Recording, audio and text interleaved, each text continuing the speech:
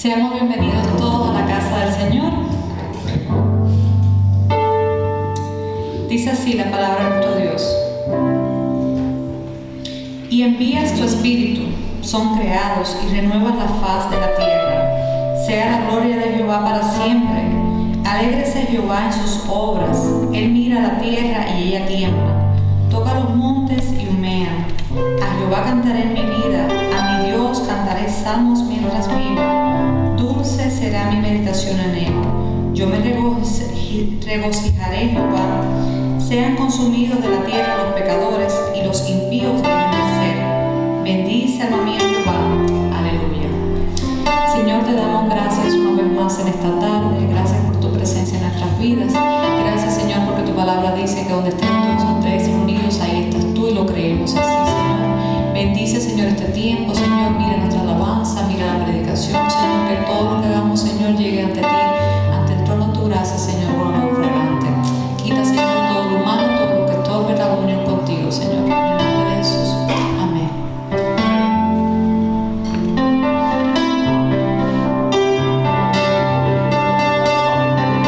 El Espíritu del Señor está con poder morando sobre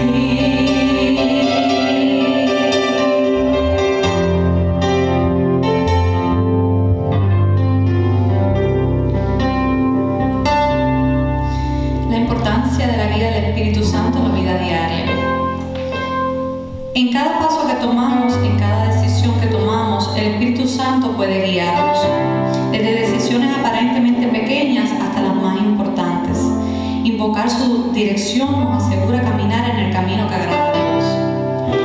En el consuelo en tiempos de prueba, en los momentos difíciles, el Espíritu Santo es nuestro consolador. Su presencia nos brinda paz en medio de las tormentas, fortaleza cuando nos sentimos débiles y consuelo en momentos de dolor. Es una iluminación a la lectura de la Biblia. Cuando leemos las Escrituras, el Espíritu Santo puede iluminar nuestros entendimientos, revelándonos verdades profundas y aplicaciones prácticas para nuestra vida diaria. Nos guía a través de la palabra de la Biblia, revelándonos el corazón de Dios y su voluntad para con nosotros. En la oración constante también. En nuestra vida de oración, el Espíritu Santo nos guía en lo que debemos orar, intercediendo por nosotros con gemidos indecibles cuando no sabemos qué decir. Nos enseña a comunicarnos con Dios de manera íntima y nos ayuda a entender sus respuestas a nuestras oraciones. La presencia del Espíritu Santo en nuestra vida diaria se refleja en nuestro testimonio cristiano. Nos capacita para vivir de manera coherente con nuestras creencias, mostrando amor, bondad, paciencia y todas las virtudes de Cristo a aquellos que nos rodean. El Espíritu Santo es nuestro Maestro divino, guiándonos en nuestro crecimiento espiritual. Nos ayuda a reconocer y superar nuestras debilidades, nos desafía a seguir a Cristo más cerca y nos capacita para llevar el fruto que perdure. En resumen, la guía del Espíritu Santo en la vida diaria es esencial para vivir una vida cristiana auténtica y fructífera. Nos ayuda a reconocer y superar nuestras debilidades y invocar su dirección, confiar en su liderazgo y seguir su guía nos llevará a experimentar la plenitud de la vida que Dios tiene para nosotros. Los invito a ponerse en pie. Vamos a tener un momento de alabanza a nuestro Dios. Aclamen alegres al Señor, habitantes de toda la tierra. Adoren al Señor con alegría. Vengan ante Él con cánticos de júbilo. Reconozcan que el Señor es Dios. Él nos hizo y somos suyos. Somos su pueblo, ovejas de su prado. Entren a sus puertas con acción de gracias. Vengan a sus atrios con himnos de alabanza. Denle gracias, alaben a su nombre, porque el Señor es bueno. Su gran amor perdura para siempre y su fidelidad por todas las generaciones. Amén. En los montes y en los valles exaltaremos al único que es digno de alabanza. En los montes, en los valles exaltamos al que es digno de alabanza.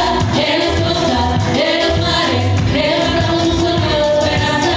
Aclamamos, hacemos oír la voz de alabanza.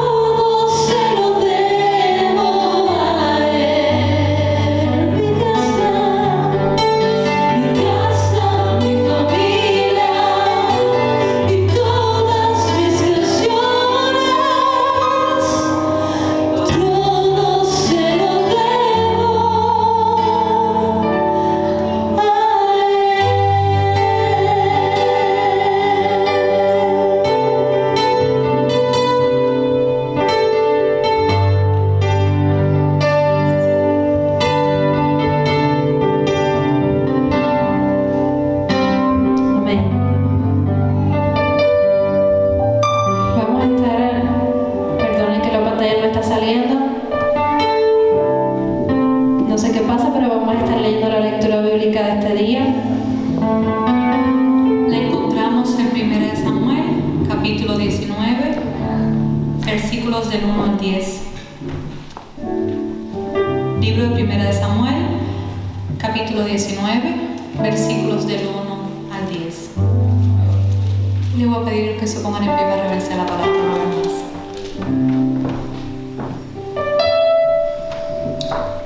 Y dice así la palabra de nuestro Dios. Habló Saúl a Jonatán, su hijo, y a todos sus siervos, para que matasen a David. Pero Jonatán, hijo de Saúl, amaba a David en gran manera, y dio aviso a David diciendo: Saúl mi padre procura matarte, por tanto cuídate hasta la mañana, y estate en un lugar oculto y escóndete. Y yo saldré y estaré junto a mi padre en el campo donde estés, y hablaré de ti a mi padre, y te haré saber lo que haya. Y Jonatán habló bien de David a Saúl su padre, y le dijo: no peque el rey contra su siervo David, porque ninguna cosa ha cometido contra ti, y porque sus obras han sido muy buenas para contigo, pues él tomó su vida en su mano y mató al filisteo, y Jehová dio gran salvación a todo Israel. Tú lo vistes y te alegraste. ¿Por qué pues pecarás contra la sangre inocente matando a David sin causa? Y escuchó Saúl la voz de Jonatán, y juró Saúl: vive Jehová y no morirá. Y llamó Jonatán a David y le declaró todas estas palabras. Y él mismo trajo David a Saúl, y estuvo delante de él como antes.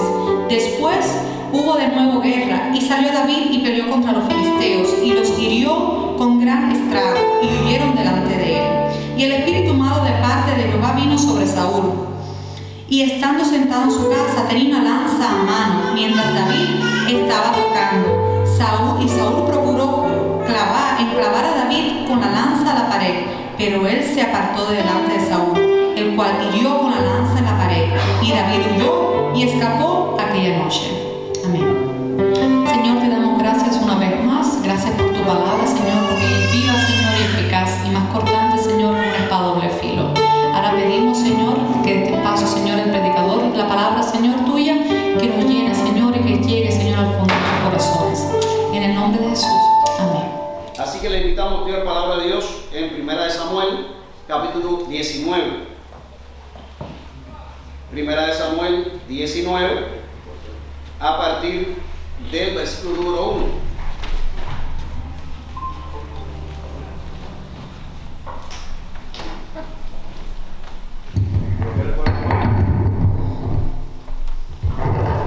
Primera de Samuel 19, versículo número 1.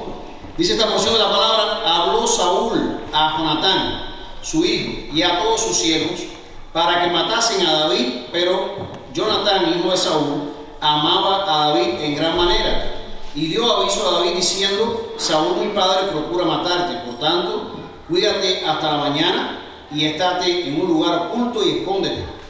Y yo saldré y estaré junto a mi padre en el campo donde estés, hablaré de ti a mi padre, y te haré saber lo que has de hacer. Jonatán habló bien de David a Saúl su padre, y le dijo: no peque el rey contra su siervo David, porque ninguna cosa ha cometido contra ti, y porque sus obras han sido muy buenas para contigo. Oramos. Padre Santo, gracias, Señor, en esta tarde preciosa.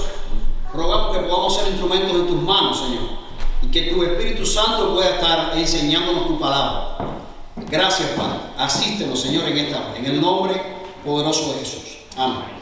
Bueno, ¿quién era Saúl y cómo llegó Saúl a convertirse en un personaje antagónico de la historia cristiana? Saúl había sido un rey escogido por Dios, el primer rey de Israel. El pueblo de Israel estaba celoso de las naciones porque las naciones tenían rey. Y ellos hablaban con Dios, dependían de Dios, y los profetas les guiaban a través de la palabra de Dios en cada una de las acciones que ellos iban a cometer. Pero ellos miraban que las naciones de la tierra tenían reyes, y ellos dijeron: ¿por qué nosotros no tenemos rey? ¿Queremos un rey también? Y entonces el profeta Samuel estuvo descontento con el pueblo, porque ellos no se conformaron con tener a Dios como guía, como escudo. como rey del pueblo. Y entonces Dios le dijo: tranquilo, no contienda con el pueblo. Adviértele lo que va a pasar a largo plazo. A veces Dios nos deja una advertencia, pero nosotros somos cabezones, ¿verdad? Y entonces Samuel le dijo: mira, a largo plazo el rey se va a enseñorear del pueblo, va a abusar de él y va a socavar todo lo que ustedes tienen. Y el rey va a ser alguien que va a ser un instrumento de iniquidad y va a ser un problema para el pueblo. Pero dice que el pueblo no hizo caso de la advertencia del profeta Samuel y dijo: nosotros queremos un rey. Y entonces, a tanta insistencia del pueblo, Dios dijo: yo les voy a levantar un rey. Y Dios levantó, escogió a Saúl por su físico, por su apariencia, porque los reyes eran personas que se distinguían entre los hombres. Y entonces Saúl era un hombre alto, de gran estatura. Dice que de los hombros para arriba nadie se le podía igualar. Era un hombre alto, distinguido, fuerte. Y entonces Dios lo tomó y lo convirtió en ese rey que el pueblo pedía. Incluso Dios cambió su corazón y puso su espíritu sobre él para que él fuese un buen rey. ¿Qué sucedió? Que a largo plazo la palabra de Dios siempre se cumple, ¿sí o no? ¿Cuántos dicen amén? Amén. Y este rey comenzó a envanecerse en su corazón y dejó de mirar por los ojos de Dios y se apartó de Dios, siguiendo el camino del pecado, de la codicia, y comenzó a convertirse en un rey infiel, impío, desobediente, y comenzó a buscar su camino de grandeza, desobedeciendo a Dios y apartándose del camino de la justicia de Dios. Tanto así que llegó a ser desechado por Dios, porque él no solamente practicó el pecado y la injusticia, sino que se convirtió en un tirano.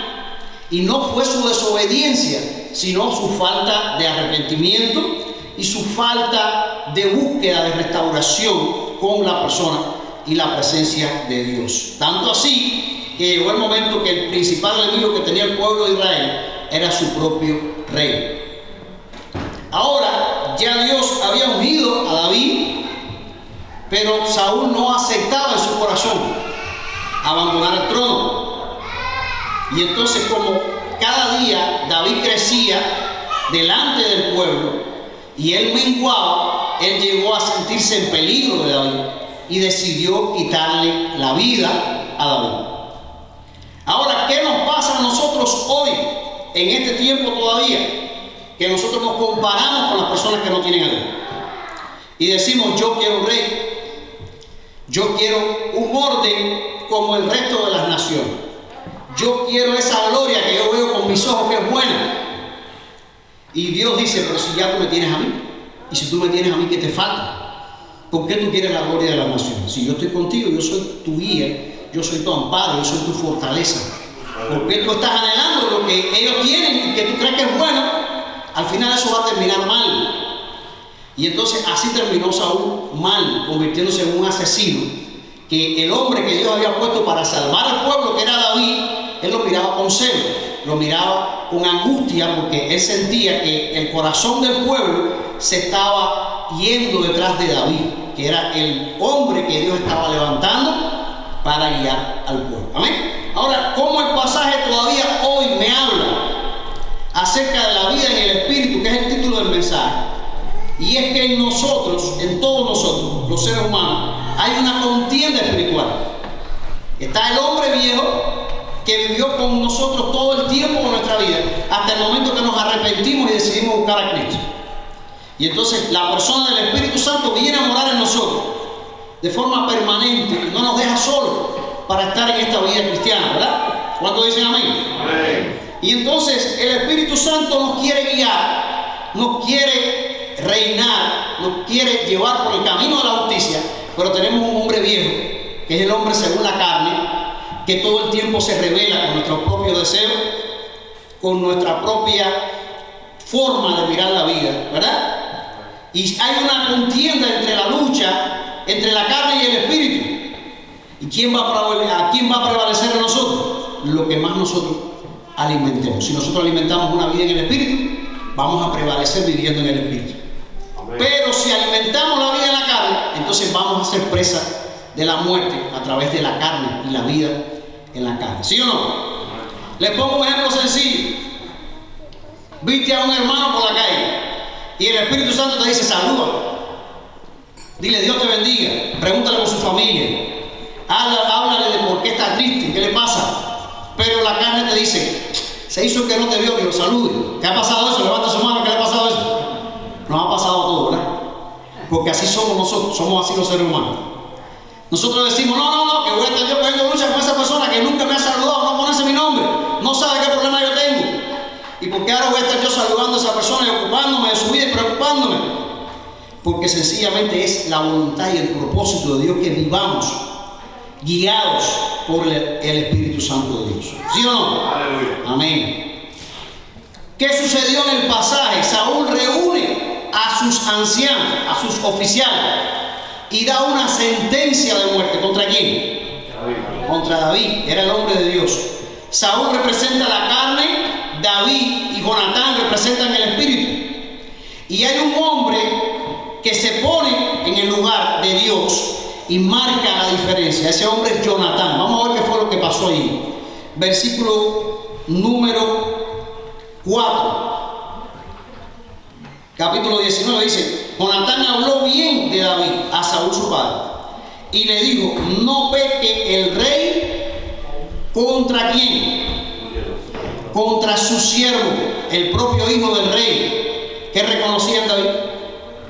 Que él había tenido una conducta de un siervo. ¿Sí o no? Dice: no peque el rey contra su siervo. ¿Qué más le dice?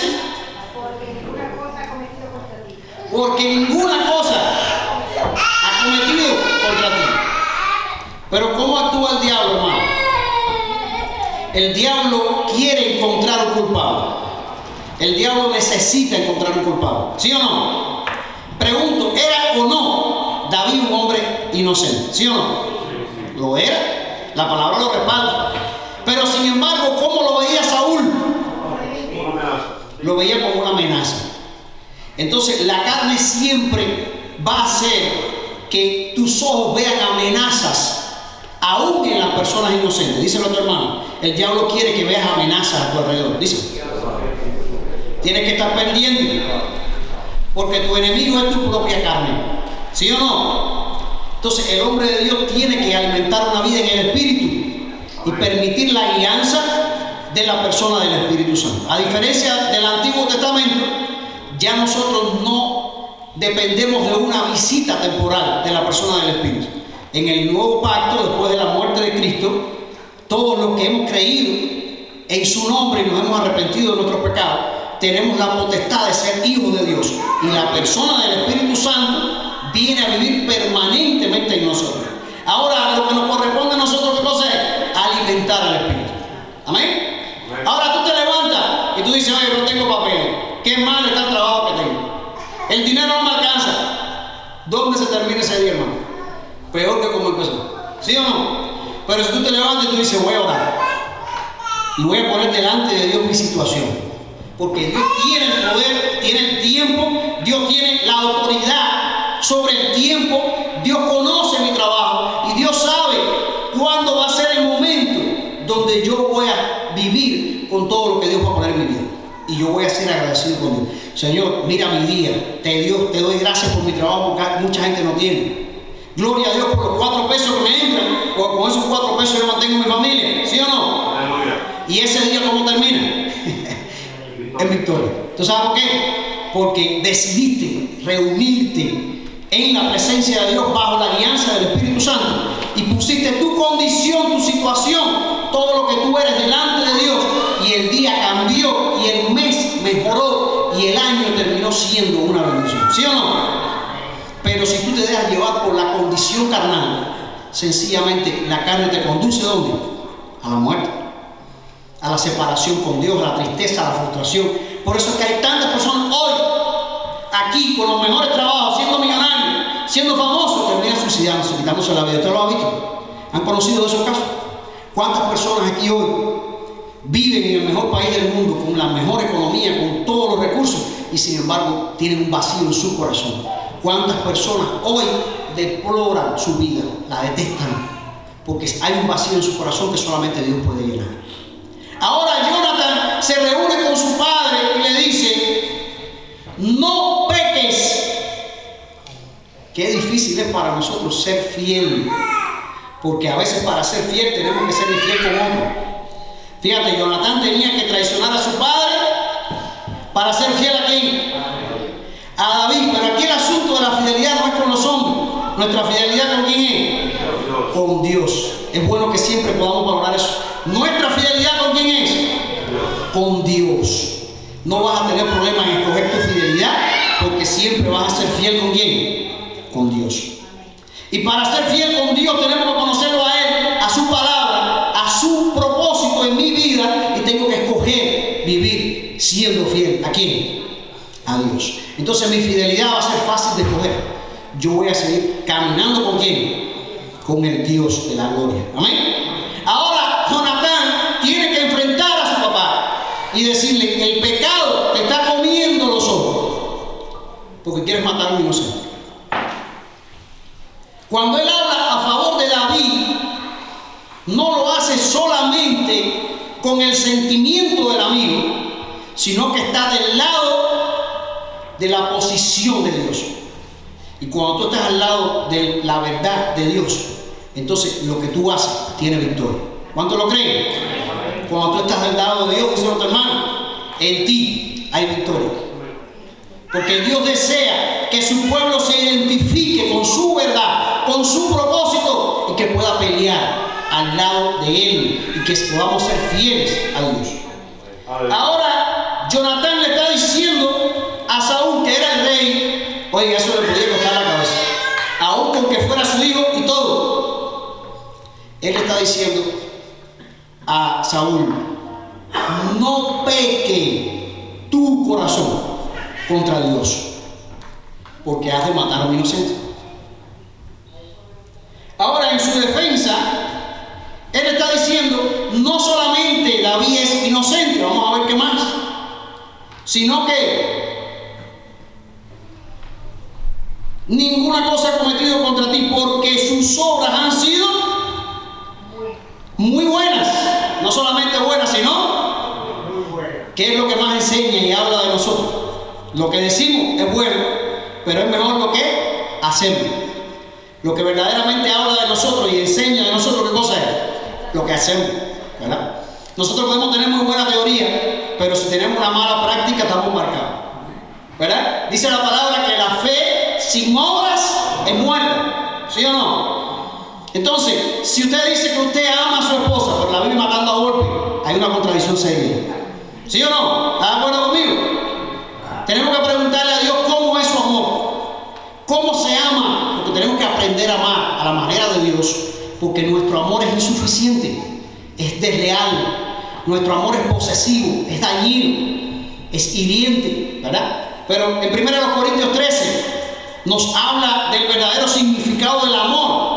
Dice que es benigno, no tiene envidia, no es jactancioso, no piensa en lo suyo propio, ¿verdad? Después lo buscamos y lo estudiamos. Pero cuando David se manifestaba en su vida, no solamente se manifestaba por sus pensamientos, sino porque sus obras, ¿cómo eran?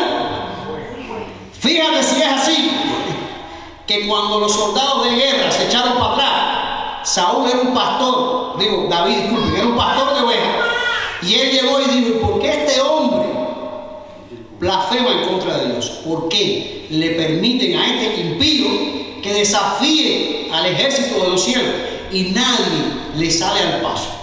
Y David, que era un joven de aproximadamente 16 años, que no tenía experiencia en la guerra, que jamás había portado un escudo ni una espada, y él dice: yo me voy a enfrentar a este hombre.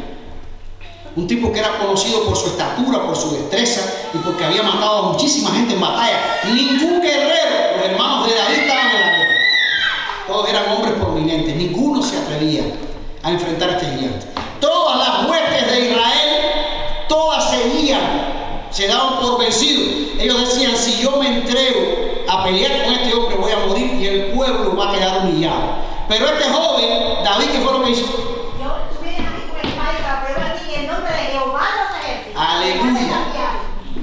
Amén. Dice que este hombre tú no puedes con el Dios que yo traigo. Díselo a tu hermano, el Dios que tú tienes, nadie puede con Él. Y Él pelea contigo. Amén. Ahora, no solamente David había sido una persona inocente, sino que había manifestado su amor para con Dios en primer lugar y para el resto del pueblo.